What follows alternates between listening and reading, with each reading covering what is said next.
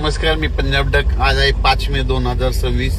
संभाजीनगरहून गावाकडे जात आहे. तर या ठिकाणून शेतकऱ्याचे फोन आल्यामुळं परत एकदा एक अंदाज देणार आहे. राज्यातल्या शेतकऱ्याला सांगू इच्छितो की राज्यामध्ये आज देखील बऱ्याच ठिकाणी स्थानिक वातावरण तयार होऊन पाऊस झाला, पण आणखीन 8, 9, 10च्या दरम्यान बऱ्याच भागामध्ये विदर्भामध्ये पाऊस होणार आहे, म्हणून हा अंदाजा ठेवायचा. पण त्याच्यानंतर मात्र 15 ते 20च्या दरम्यान, म्हणजे 15 मे ते 20च्या दरम्यान काही काही भागामध्ये चांगल्या पावसाळ्यासारखा पाऊस पडणार आहे.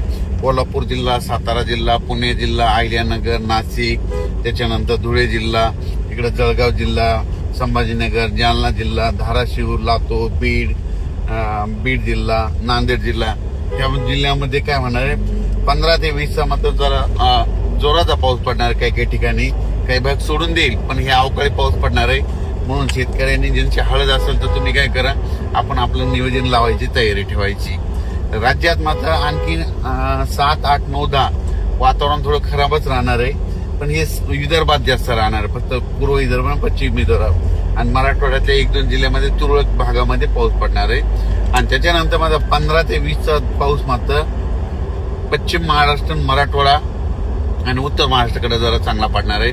म्हणून हा अंदाज सर्व शेतकऱ्यांनी लक्षात घ्यायचा.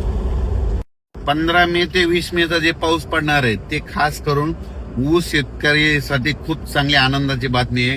कारण की सोलापूर जिल्हा झालं, लातूर जिल्हा झालं, बीड जिल्हा झालं, जालना जिल्हा झालं, संभाजीनगर जिल्हा, जळगाव जिल्हा, अहिल्यानगर, नाशिक, त्याच्यानंतर पुणे जिल्हा, इकडं सातारा जिल्हा, कोकणपट्टी, ह्या परिसरामध्ये चांगला पावसाळ्यासारखा पाऊस पडणार आहे. सऱ्यामध्ये पाणी साचल असा काही काही ठिकाणी पाऊस पडणार आहे. म्हणून हे ऊस शेतकऱ्यासाठी आनंदाची बातमी. म्हणून हे अंदाज सर्व शेतकऱ्यांनी लक्षात घ्यायचा.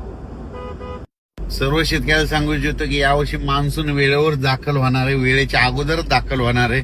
यावर्षी चांगला पाऊस पडणार आहे, पिकं देखील चांगलं पडणार आहे. यावर्षी मात्र परतीचा पाऊस मात्र जास्त पडणार आहे.